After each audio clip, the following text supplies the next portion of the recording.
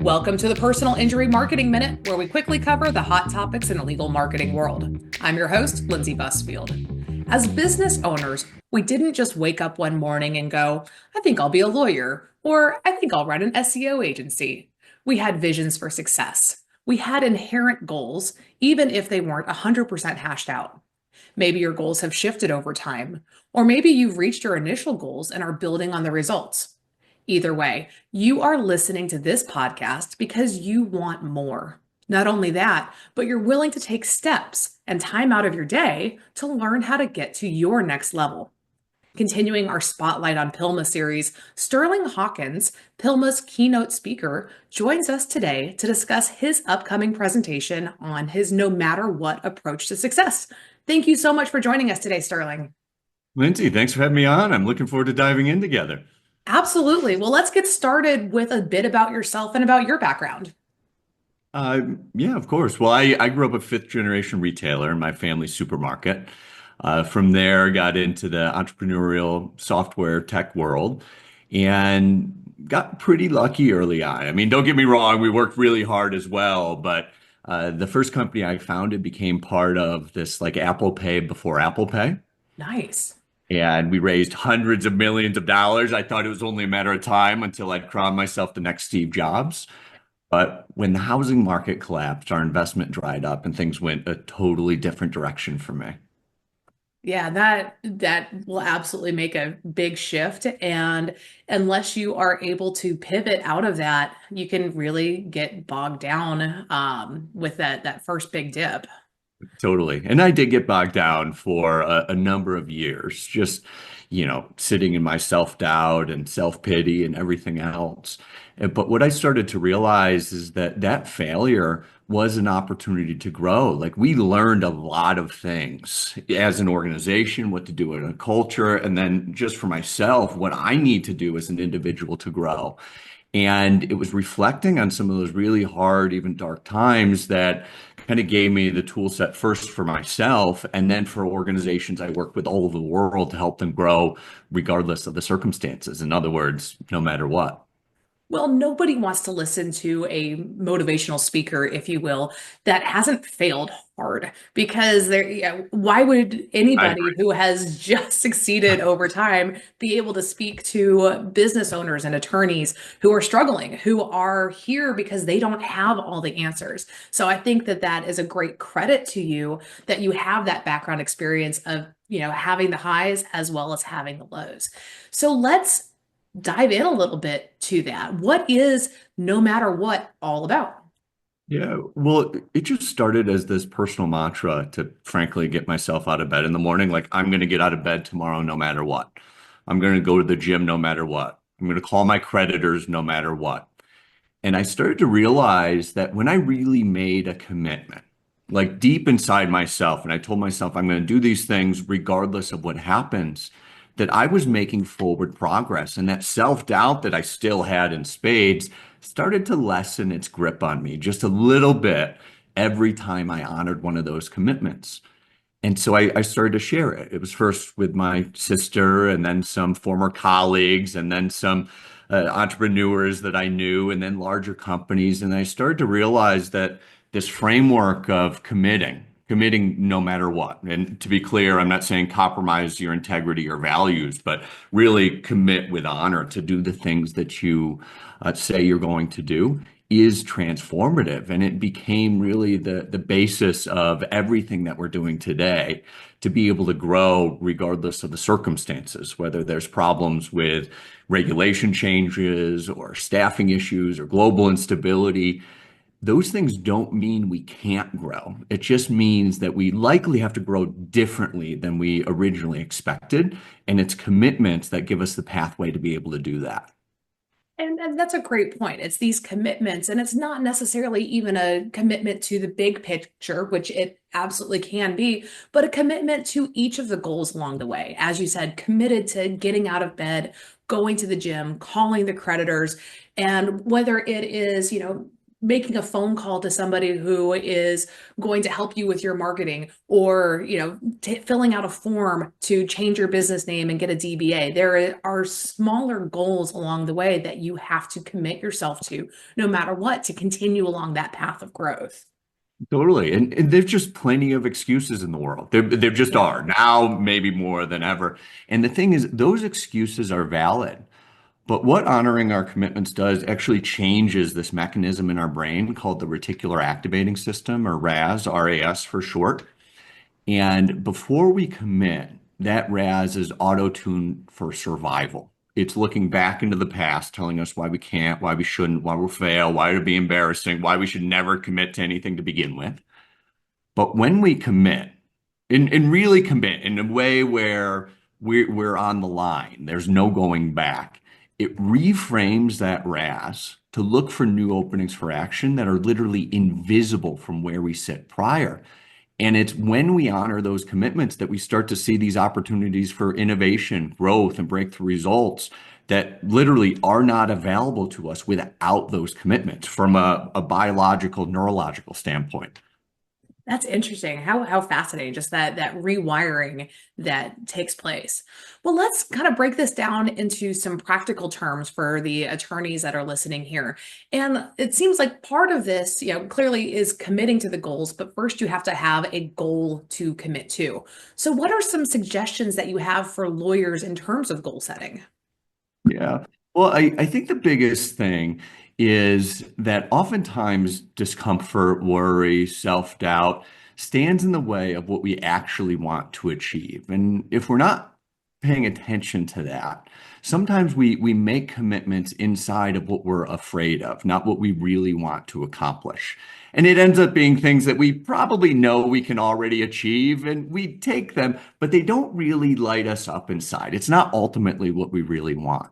So I think the first step is understanding what's in the way of what we really want to achieve.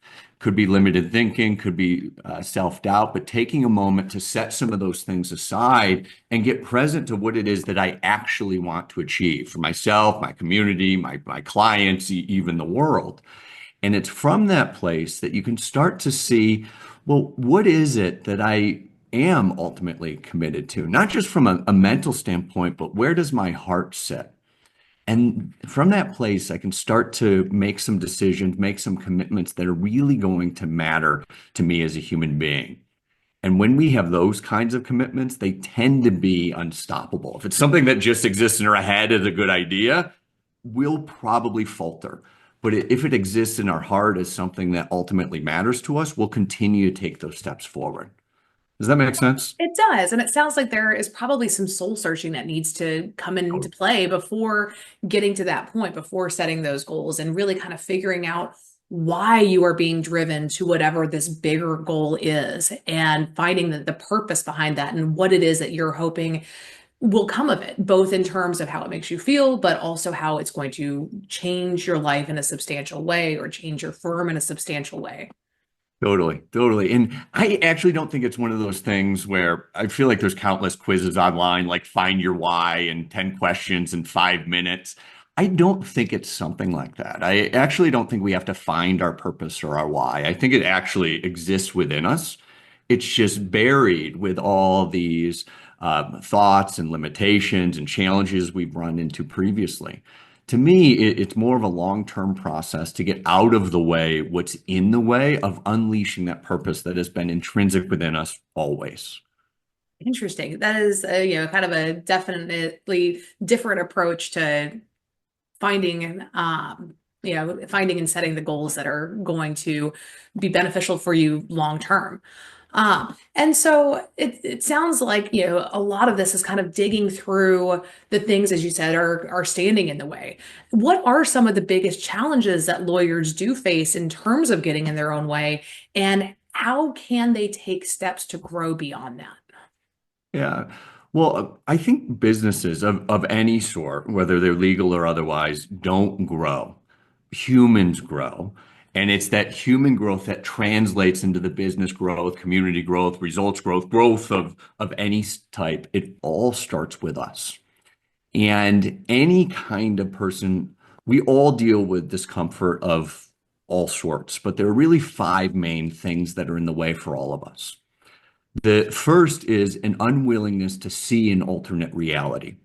That's not to say that our view is wrong. It's just probably a partial version of the truth. And when we can open up our minds to see a different version, a different perspective, then that gives us some runway for growth that we probably didn't have access to prior.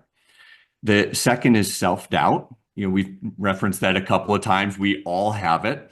The third is the fear of exposure, somebody seeing me for who I really am. Many of us are okay sharing all the accolades and the successes and the wins, but are you just as okay sharing some of the pitfalls or the failures or some of the inadequacies that you might feel about yourself?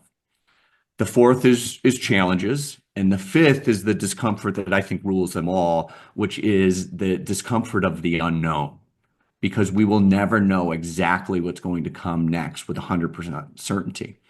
Now, we all deal with all five of those things, but one probably rises to the top. One is probably the biggest thing in our way.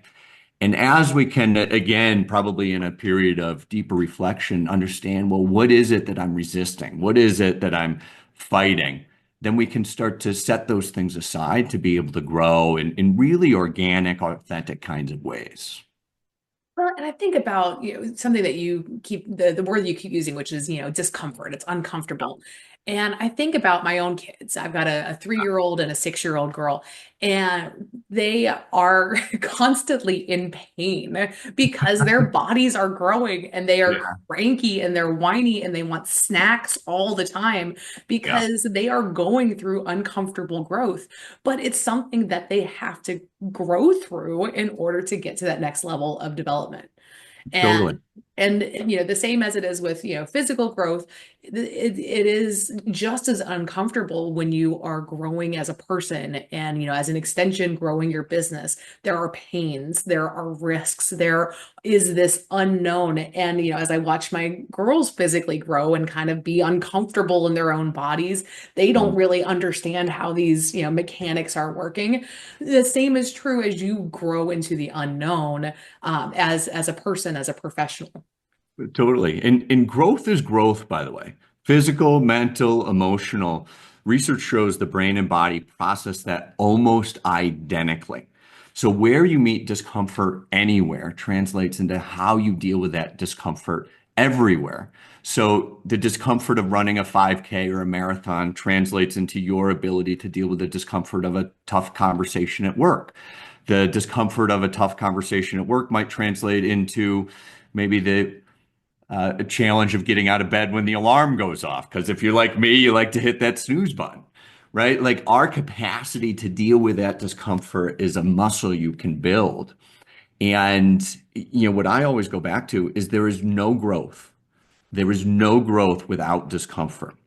It is only in the discomfort of change that new possibilities are emerging. I think we've got to embrace change, embrace the discomfort that goes with it, or we'll be left behind. So how do you cope with it when it gets so much and you are so uncomfortable? How do you get a release from that discomfort, or do you just lean into it twice as hard? So that's a great question, by the way, because I want to be very clear. I'm not advocating living an uncomfortable life. I don't wish discomfort on anybody. But I think what many of us do personally or professionally is we kind of lull ourselves into living with low levels of discomfort. I don't like the level that my business is at, but because of the economy, because of changing regulations, it's quote unquote fine. I don't love the relationship that I'm in, or I don't love my partnership, but I'm going to live with it. So we actually talk ourselves into dealing with the discomfort that we have and effectively living with it for some cases our entire lives. What I'm advocating here is instead of living with low levels of discomfort in perpetuity, instead, deal with the tough conversation, deal with whatever that hard thing is in your way. And yes, it's going to get more uncomfortable for a short period of time, but then you will ultimately be free of it. And I think that's what makes the real difference. Like discomfort alone is not enough. It's when we open our mind to new ideas and really soften our heart to some of those uncomfortable feelings that we can almost transcend that discomfort. And that's what growth ultimately is, making the formerly uncomfortable comfortable. And the more that you face it, the more comfortable you become with discomfort. And Exactly. we can accept it and then grow through it and change the things that you can change to make them more comfortable and better for that long-term enjoyment and happiness, and meeting all of those goals. So we're all going to PILMMA, very excited about it. Can't And wait. clearly lawyers are there to get inspired and learn some new skills and explore different options for growing their firms, Yeah. and they leave with this excitement. How can law firm owners avoid getting sucked back into old routines and old comfort zones and feed their ambitions as they keep going forward? Yeah, I think a key to that actually brings us full circle, which is external accountability to the commitments that we make. Now, everybody there is you know, a high performer at some level, or you wouldn't be there, right? You're committed to that next level of growth. And I think one of the pitfalls that high performers fall into is, oh, well, I'm committed to do X, Y, or Z, so I don't need external accountability. I'll figure it out. But we forget that when we're thrown into the uncomfortable and the uncertain times of the chaos that's inevitably ahead, we can get lost in that. We forget what our commitments are and we start to listen to the excuses. We start to listen to our uncomfortable feelings and forget what we ultimately wanted to achieve. When we externalize commitments, that means I want to achieve a certain thing at a certain day at a certain time. And whether you write it down, which would be like the lowest level of that, or share it with somebody, could be a business partner or a friend or a significant other. But what matters is it's somebody that's going to go toe to toe with you and actually hold you accountable, which doesn't mean, oh, you didn't do it, that's fine. I'm not going to be mad at you if you didn't do it, but let's dig in and sort out why. Because it's honoring those commitments and figuring out how to achieve them that will make a difference. Now, when we have that external accountability, we're not 70, 80, or 90% more likely to achieve our goal. We are 95% more likely to achieve our goal. So if we can come out of there lit up and inspired, and from that inspired place, make those external commitments, my bet is 95% of people, if not more, will be able to achieve those things, regardless of what's going on in the world around them. Well, and that's the beauty of PILMMA is you have these, super summits that you go to get the tools, and then you have the mastermind groups that Ken hosts where you have people who are invested in each other's success and they are there to hold each other accountable. And in the episode that I just had Ken on, he talked all about how they are there, as a group for that accountability piece. And that in and of itself, it makes people so much more successful as it is. So now that we're on the topic of PILMMA and the Super Summit, I'm super excited to be there. What are you looking forward to most about the conference? Me too. Well, to me, it's always about the people. What are people dealing with? What are they ultimately wanting to achieve? What are they inspired by? And I don't look at this so much as a keynote where I talk for 60 minutes on the stage. To me, it's more of a conversation. So I'm really looking forward to not just seeing everybody, but talking with everybody during the keynote and otherwise to really dig into what matters and see if we can create some paths forward. Well, and I am sure you're going to make some great relationships while you're out there. And it's such a great experience to be able to lean on each other and learn from each other, throughout the course of the week. So thank you so much for joining us today. I really enjoyed having you on the show. Thanks for having me. Yeah, looking forward to seeing you very soon. Absolutely.